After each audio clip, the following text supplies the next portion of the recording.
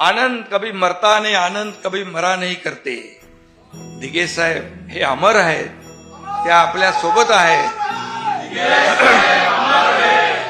त्यांच्याच प्रेरणेने, त्यांच्या आशीर्वादाने हे सगळं जे काही सुरू आहे हे आपण पाहतोय, अनुभवतोय.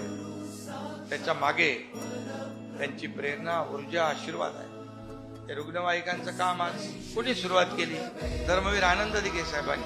रुग्णवाहिका देण्याचं, 31 डिसेंबरला रक्तदान शिबिर करण्याचं, आरोग्य शिबिर करण्याचं, हे सगळे कार्यक्रम जे खेड्यापाड्यामध्ये, ग्रामीण भागामध्ये जिथे डॉक्टर पोहोचत नाही त्या डॉक्टरांना घेऊन जाण्याचं काम दिघे साहेबांनी केलं. आणि मला या ठिकाणी समाधान वाटतंय की आपलं बाळासाहेब ठाकरे वैद्यकीय मदत कक्ष, दिघे साहेबांची जी प्रेरणा आहे त्या प्रेरणेप्रमाणे आपण पुढे नेतो. तस्मै श्री गुरवे नमः.